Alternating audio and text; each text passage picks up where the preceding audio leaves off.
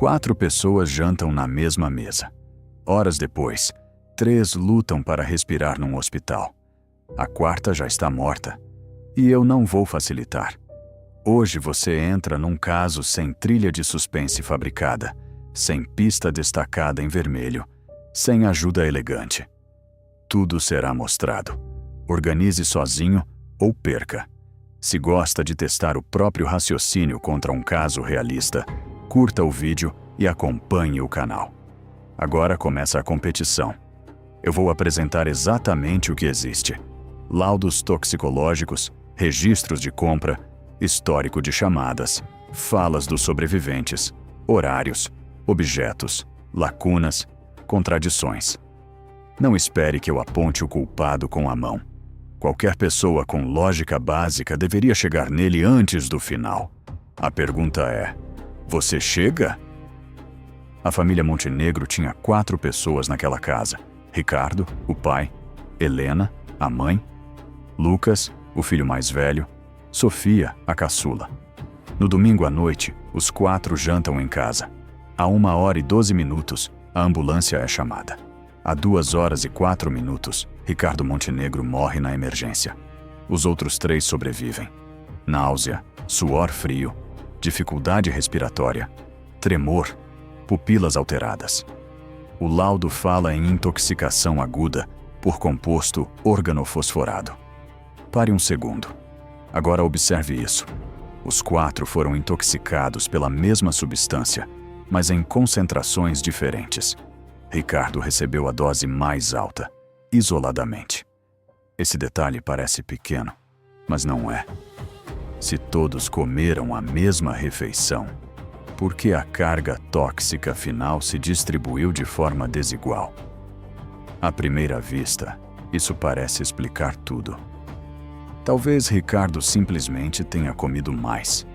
Existe uma teoria óbvia aqui: acidente alimentar dentro da própria cozinha. Mas antes de aceitar isso, pense comigo. Se fosse um acidente puro, o que ainda estaria faltando? Alguma fonte doméstica óbvia, comum, mal armazenada. Não havia pesticida aberto na cozinha. Não havia veneno em embalagem de alimento. Não havia resíduos na panela principal, no arroz ou no molho. Agora olhe para isso. O resíduo aparece apenas em 2 pontos: na jarra de limonada e no copo de Ricardo.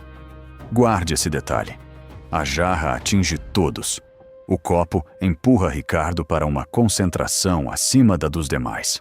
A prova está aqui. Você entra então nos horários. Às 19h08, Helena compra limões e gelo. Às 19h21, Lucas passa na farmácia. Às 19h46, Sofia chega da aula. Ricardo entra em casa às 20h03. Segundo os 3 sobreviventes, ele chega irritado, atende uma ligação curta e vai direto lavar o rosto. Agora, o foco muda para Helena. Foi ela quem preparou a limonada. Foi ela quem serviu os copos. E foi ela quem sobreviveu. Na entrevista, Helena fala baixo, quase sem emoção, como quem ainda está anestesiada. Isso não prova nada, mas também não inocenta ninguém. O problema é que ela insiste num ponto antes mesmo de ser perguntada. Repete 3 vezes que ninguém mexeu na cozinha além dela. Essa pessoa diz uma coisa, mas o comportamento aponta outra. Quem se adianta para fechar uma porta que ainda nem foi aberta merece atenção. Compare a fala com a evidência. O histórico do assistente virtual da casa registra comando de voz às 20h17. Ligar luz da área externa. Helena afirma que permaneceu na cozinha esse tempo todo. Só que o comando parte de um dispositivo localizado perto da porta dos fundos. A história parece boa até encostar nesse detalhe. Ou ela saiu da cozinha, ou alguém esteve naquela área num horário que ela tenta apagar. Agora, o foco muda para Lucas. 22 anos, fala rápida, olhar inquieto, respostas curtas demais para quem quase morreu ao lado do pai.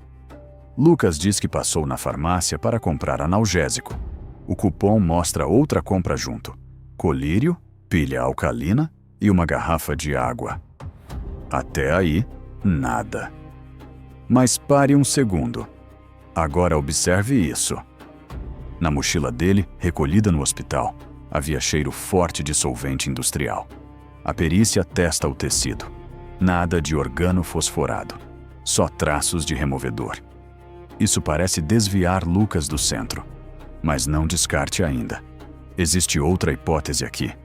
Lucas poderia não ter aplicado o veneno, mas ajudado a apagar sinais, lavar utensílios, manipular embalagens, destruir resíduos.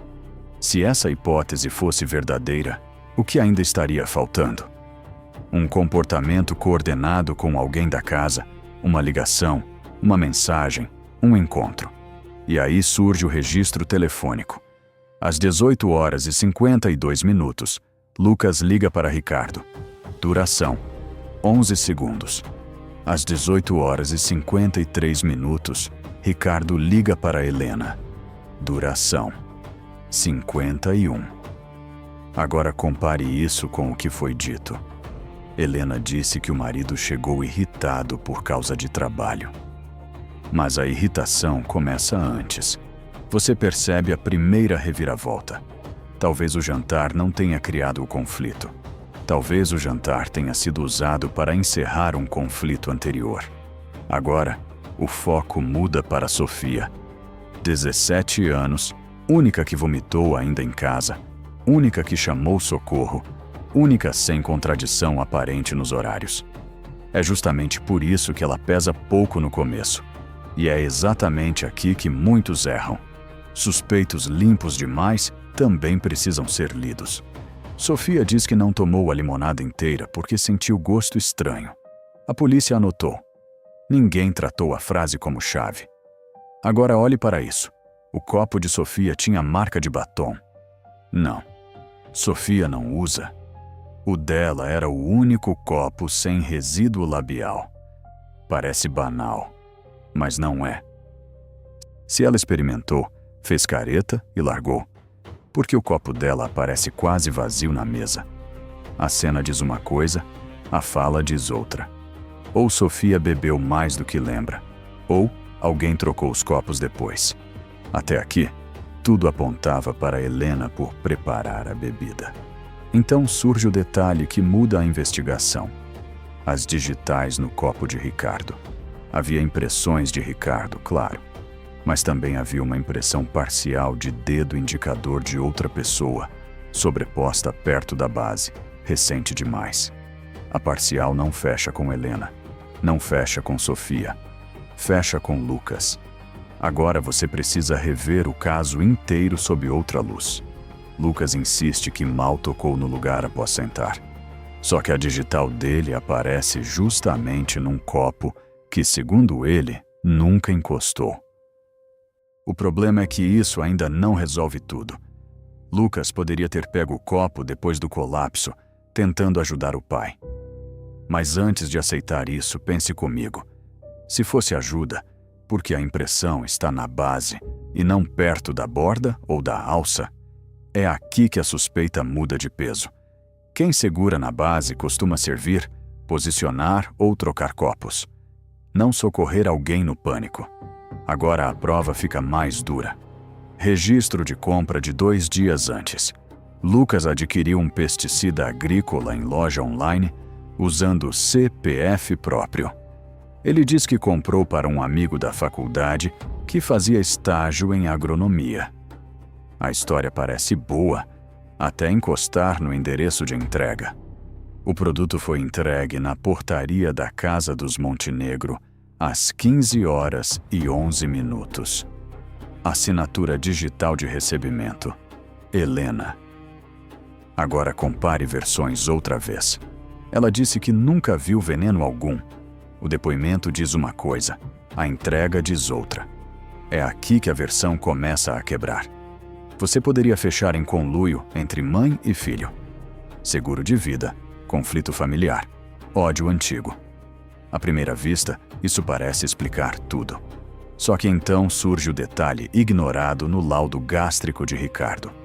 Havia concentração maior da substância no último terço do conteúdo ingerido.